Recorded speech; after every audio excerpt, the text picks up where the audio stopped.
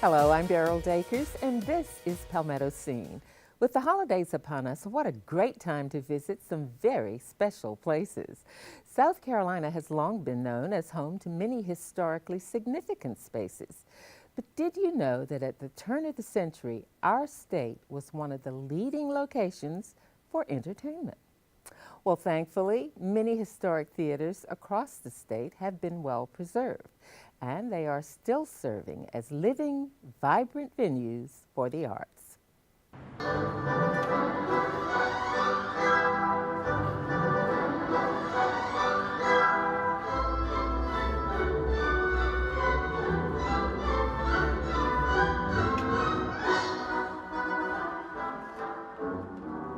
Newberry is very well known, not only on the national stage, but on the international stage for what it does. It's only 426 seats. That's a small house compared to some of its contemporaries. The theater was built in 1881. Newberry at the time was 2,500 people. They decided to spend $30,000 to build a multi-purpose facility.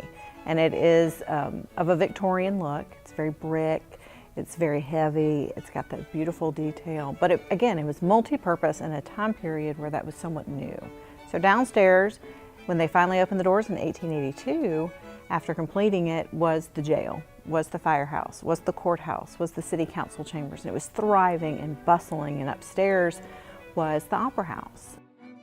So after a $5 million restoration, and it really wasn't a restoration, it was a rehab. Let's bring her up, let's bring this old woman up to really show her personality in the modern age.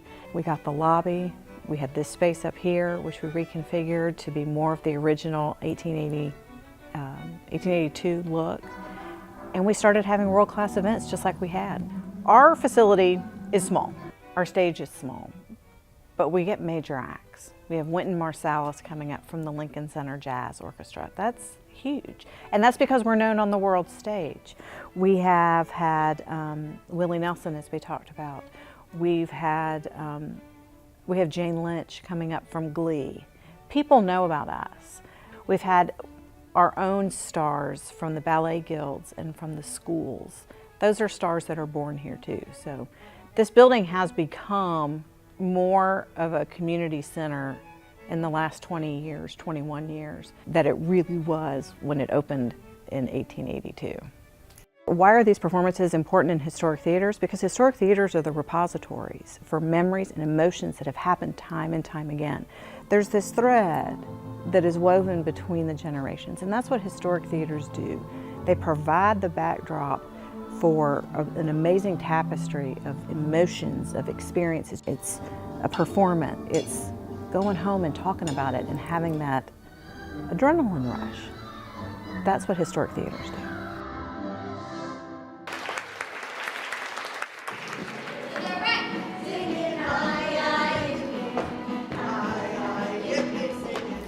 There's a lot that theater accomplishes beyond just being an entertainment for an audience. It's the only art form that really connects the actors to the audience. The doors of the Abbeville Opera House opened on October 10th, 1908. And at that time, a lot of road companies were coming out of New York City, and one of the most popular tours for the vaudeville circuit was from New York to Richmond, Virginia, and then from Richmond on to Atlanta. So from the 1880s on, every major road company was coming through Abbeville on the way to performing in Atlanta, and the community decided if we had a theater facility here, we could sponsor a lot of these New York shows. So they wrote to New York, to the Keith Circuit, which was one of the popular vaudeville circuits at the time, and told them about what they were thinking about. The Keith Circuit sent them the ground plans to a theater where a lot of vaudeville shows were produced. And 8 years later, the historic Abbeville Opera House opened its doors. The Abbeville Opera House, though, will remind you of a lot of the Broadway theaters that you see in Manhattan to this day. It's 75 feet to our grid. another 25 or 30 feet to the ceiling. So this wonderful 7,800 square foot stage back there, when you add that together and consider that that stage floor is on the second floor and we have a costume and storage area beneath the stage floor, that makes our back wall one of the largest freestanding brick walls left in the country. The Abbeville Opera House was first restored to its original turn-of-the-century condition way back in 1968, and it paved the way for the restoration and the revitalization of the entire Abbeville County. About 85% of our attendance comes not just from outside Abbeville, but outside the state of South Carolina as well. We have tour buses from North and South Carolina, Georgia, Florida, Tennessee, who come here on a regular basis to see the many different shows here that we do at the Abbeville Opera House. It means so much. I mean, as long as it's been here in the entertainment and the way it's affected the community and drawn people from all over the upstate counties, we need to keep it going. The creativity, watching the play come together, watching everything form, it's just a wonderful experience, and you bond with the cast members. It's a great time.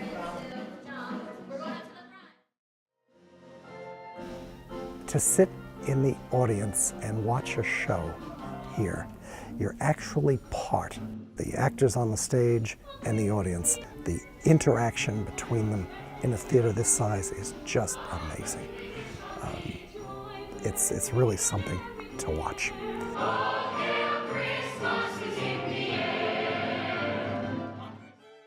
People have been coming to this spot for almost 300 years to have performances, musicals and chamber music. The first theater in America was built on this site in 1736.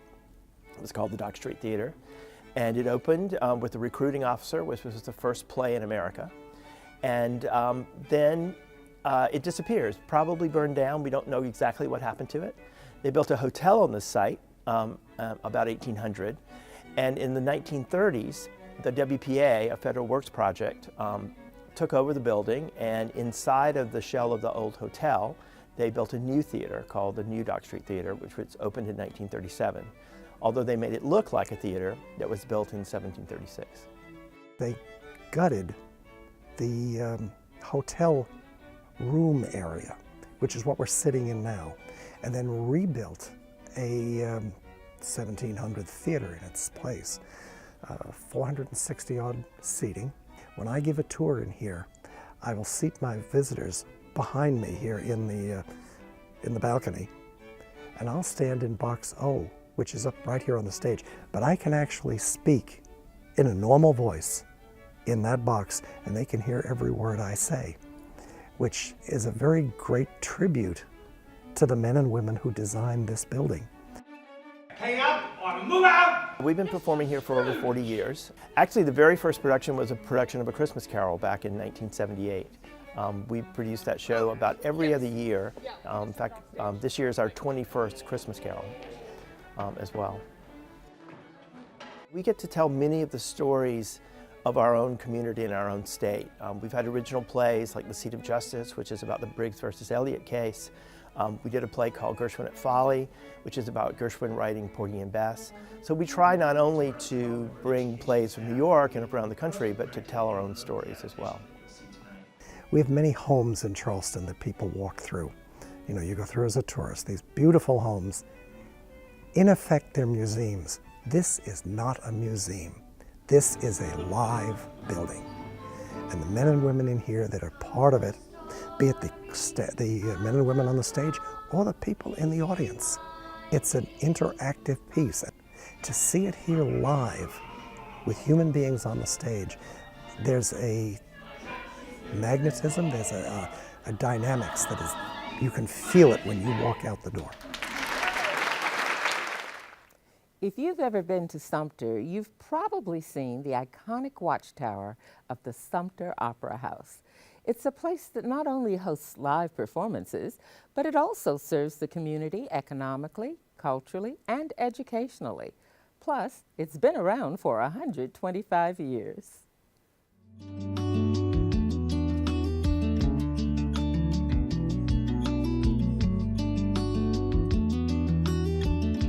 Everybody that has ever lived in Sumter or who has ever visited Sumter has probably seen the tower of the Opera House.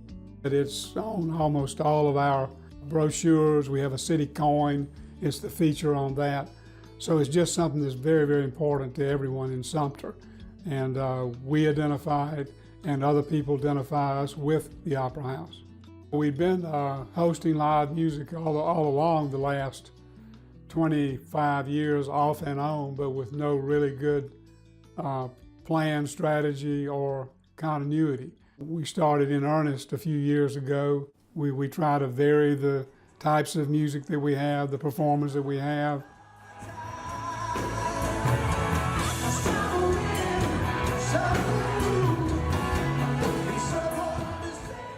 Our folks have done a really good job developing the Opera House and bringing in quality programs, especially when you consider the size of our community. Sometimes we have shows that 60% of the people who are here have come here from outside of Sumter. Brings retail expenditures, restaurants. We now have a hotel right across from the Opera House. And our downtown revitalization efforts, the Opera House has been a central part of that. There was a fire that destroyed the Opera House, I believe, in the 1890s. And then around 125 years ago, it was reopened and was an opera house, which there was traveling music and shows. And what I remember, though, as a lifelong resident of Sumter as a boy, it was the Sumter Theater, where all the movies were played. Back in those days, Sumter had 4 movie theaters, and the Sumter Theater was probably the most popular. I happened to be on City Council in the 1980s when the decision was made to do significant renovations and to move city municipal offices into the Opera House where we are now. So we needed to preserve it. There was a little debate over that, but not much. Most everybody in Sumter would say preserve the Opera House, and we did. Offices were made on the 4th floor. We did significant work in the auditorium. It already had almost perfect acoustics. We just had to be careful not to interfere with them. If we don't have anything else, we've got our history. And the Opera House is a big part of that. It's been a major point of assembly, and today it's a point of pride for the entertainment and the beauty of it. And right now we're looking at what's needed for the future. One of the things we're really proud of is the YES program, which won an award from the U.S. Conference of Mayors last year. But it allowed 5,000 public school students in Sumter to see live entertainment in the Opera House at no cost to the school district or the students. There are lots of parts of our history that can divide us, and then there are parts of our history that can bring us together. A lot of times in venues like the Opera House, we find things that bring us together. And just the whole concept of maintaining historic structures that have stood the test of time and meant so much to generations of Sumter residents is a very important thing, and something that I think everybody in Sumter agrees that we need to preserve and improve and enjoy for generations to come. We've seen historic theaters. Now it's on to an historic house. In fact, Hanover House was built in Berkeley County in 1716. It was relocated to the campus of Clemson University in the 1940s. Housing artifacts from the 18th and 19th centuries, Hanover House is now on the National Register of Historic Places.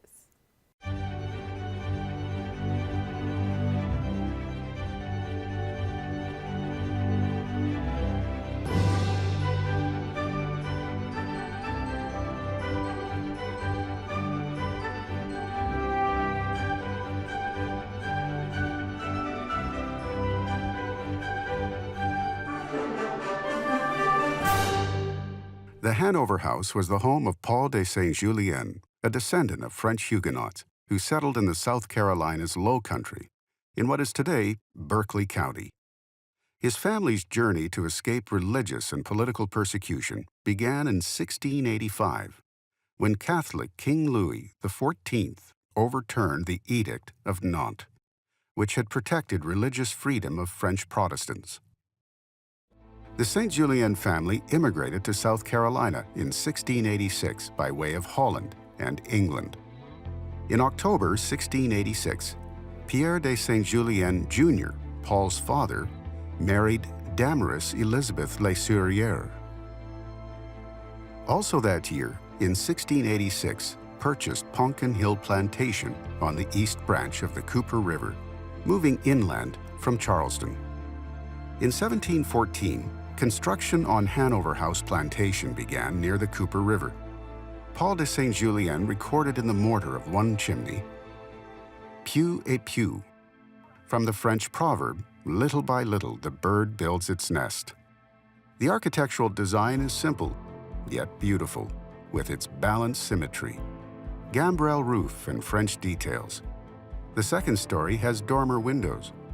The siding of black cypress timbers were whipsawed in a reverse shiplap to act as gutters for waterproofing in the attic.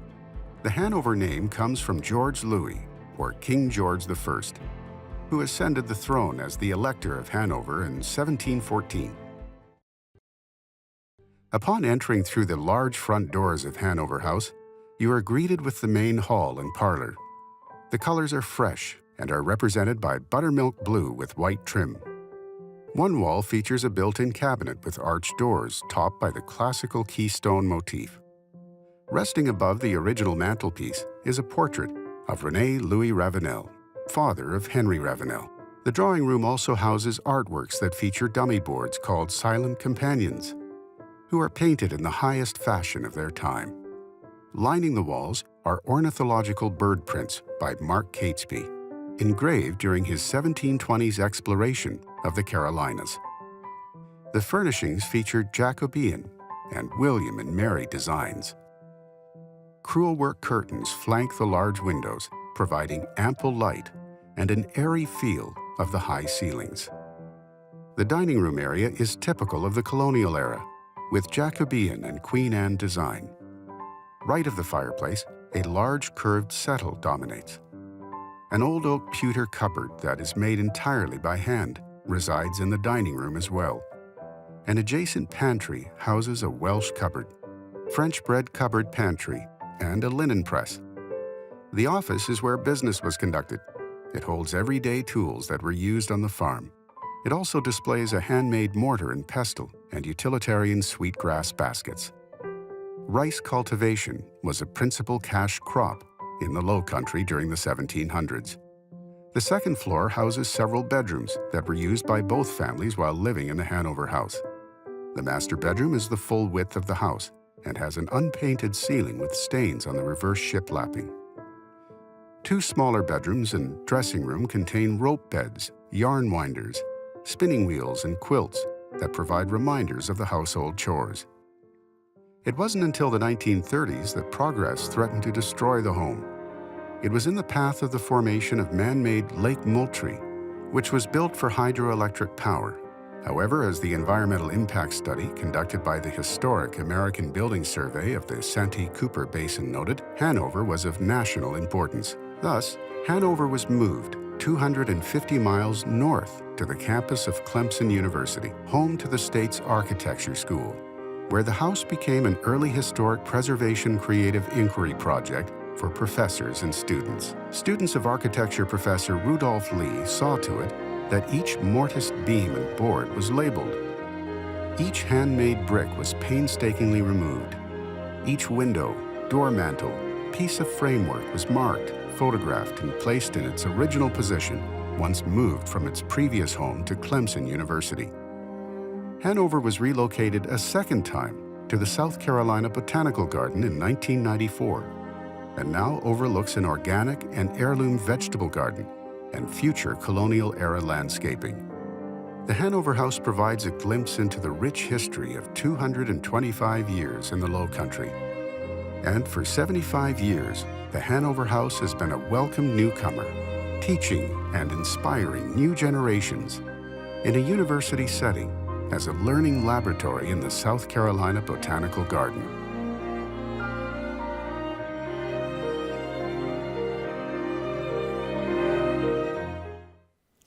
From one historic house to another, This next one is in Columbia, and it's considered to be the People's House.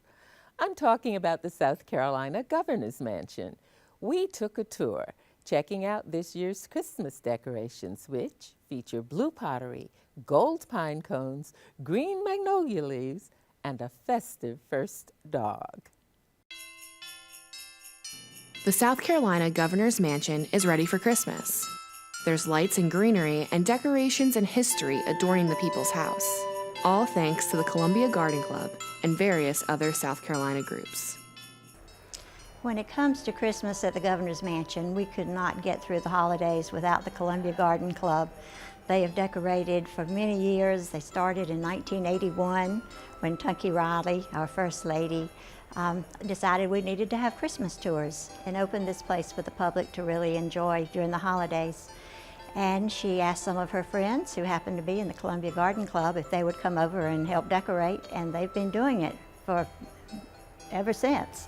And they're our Christmas elves. We could not make it without them. They are our Christmas blessings. Everything has been bought right here in South Carolina. The trees are donated from the Christmas Tree Growers Association. This year, Brian Price Christmas Tree Farm in Lexington gave us the trees. The Lexington Technology School has a group of future farmers that grow poinsettias every year, and they bring us a load of poinsettias. We try to keep all of our greenery local. Most of the greenery that we decorate the house with is from the grounds, the Governor's Mansion grounds. Our theme this year is blue and white, and we came up with that because John Bartholomew was a master potter that worked for Wedgwood in England. He immigrated to Charleston, and he opened up a pottery place in the 1760s and brought all of this to South Carolina. The porcelain was donated from members of the Garden Club and is seen throughout the mansion, along with a variety of natural decorations beginning in the entryway. We laid Little Gem Magnolia very tight all the way up the banister, and then a lot of foliage from South Carolina. We have sago, Little Gem, some regular magnolia, some garland. Off of our garland we have a collection of gold cones that we've sprayed. Everyone agrees their favorite room is the one where the tree can be found, which is covered in special ornaments donated throughout the years. During the Hodges administration, we had a project and asked artists across the state to contribute pieces that they created. Everyone was very, very generous in donating their time and their talent. We've collected so many things over the years that it's very easy to come up with a single color. So we just did gold because it kind of goes with everything in this room. On the mantle, we have magnolia, and I think it has a little bit of pine in the background of that, but it's Little Gem Magnolia. And the wreath on the mirror is also Little Gem Magnolia. Magnolia leaves are just so beautiful, and this year they are just especially gorgeous. The back sides almost look like suede, and the front, they're so shiny and green, they look like plastic. But they're real. Everything we do is fresh and real. And the fresh flowers and greenery are the focal point in the dining room arrangement. It's a beautiful arrangement of plants, ferns, orchids. I think there's hydrangea in there with a popcorn plant, which is a plant that looks like it has little pieces of popcorn on it. It's dried, and it's in a large blue and white container. And we've used the candelabras, silver candelabras, which are just beautiful. Christmas in the mansion wouldn't be complete without something fun and special for the children that visit. And the first dog, Mac, has a very special place in it. There is a Mac ornament. There cannot be a mansion without a Mac ornament at Christmas time. Pat Johnston, who is one of our co-chairmen of decorating this year, had always wanted to come up with an advent calendar. So she has two that she has made for the Charleston Garden. And Mac is in one of the little buckets. He is one of our most special ornaments in the Advent calendar. Christmas at the Mansion is probably the most exciting time of year. It's the most giving time of year because so many people contribute to the happiness and the beauty here. It has been my pleasure to be with all the families through the years, and I think it's been the favorite time for all of them. The McMasters love when the public comes to see the mansion. And Max seems to enjoy the holidays, and the company too. For more stories like the ones you've seen tonight, do visit our website at palmettoscene.org. We leave you tonight with our latest regular segment, Palmetto Postcards, as we check out the festive lights and holiday splendor of our state. By the way, don't forget, you too are invited to send us your postcards as well. Whether video or photos, send them to palmettoscene@scetv.org. For ETV and Palmetto Scene, I'm Beryl Dakers. Thanks for watching.